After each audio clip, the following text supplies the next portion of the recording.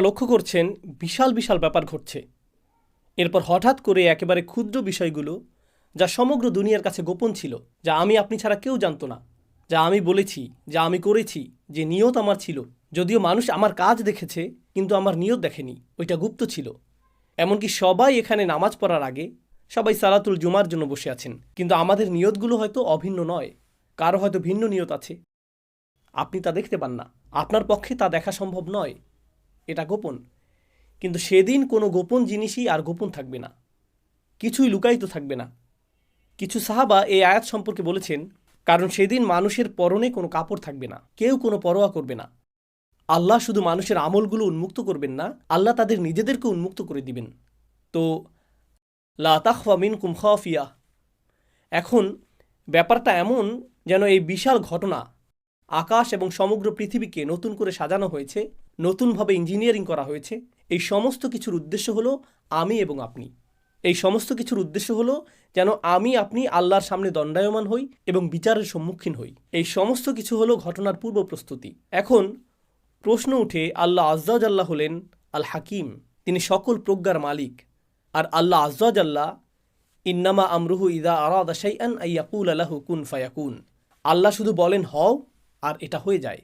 তো কেউ মারা যাওয়ার সাথে সাথে আল্লাহ বলতে পারতেন অমুককে জাহান্নামে ফেলো, অমুককে জান্নাতে রাখো। তিনি তৎক্ষণাৎ সিদ্ধান্ত নিতে পারতেন। তার তো এই মহা আয়োজনের দরকার নেই। তাকে তো আকাশ খুলতে হবে না, ফেরেশতাদের প্রদর্শন করতে হবে না, এরপর সিংহাসন আনতে হবে না, এরপর আমাদের সমস্ত আমলগুলো গণনা করতে হবে না, আল্লাহকে তো ভালো মন্দ গুনতে হবে না। তিনি তো সব ইতিমধ্যেই জানেন। আল্লাহর কাছে আছে সব কিছুর ক্যালকুলেশন, আছে সব কিছুর হিসাব। আল্লাহর চেয়ে কার কাছে উত্তম হিসাব আছে? তাহলে আমাদের সম্মুখে আল্লাহর এই বিশাল দৃশ্যের অবতারণা করার উদ্দেশ্য কি? ব্যাপারটা আসলে ন্যায় বিচারের ধারণার সাথে সম্পর্কযুক্ত। এই দুনিয়াতে মানুষ যে বিষয়গুলো চায় তার মধ্যে একটি হলো ন্যায় বিচার। কিভাবে ন্যায় বিচার হয়? দুটি বিষয় ঘটতে হবে যদি ন্যায় বিচার পেতে চান। প্রথম যে বিষয়টি ঘটতে হবে তা হলো বিচার প্রক্রিয়ার ন্যায্যতা থাকতে হবে, বিচার প্রক্রিয়ার নিরপেক্ষতা থাকতে হবে। দ্বিতীয় যে বিষয়টা ঘটতে হবে তা হলো আপনাকে বিচারটা প্রদর্শন করতে হবে।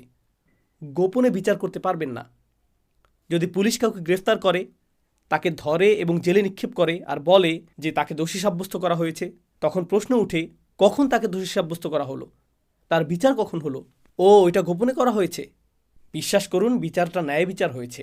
আচ্ছা, বিচারটা যদি গোপনে হয়, সাথে সাথে সবাই চিন্তা করবে বিচারটা যদি এতই ন্যায্য হয় তাহলে গোপনে করলেন কেন? প্রমাণাদি দেখাচ্ছেন না কেন? প্রকাশ করছেন না কেন?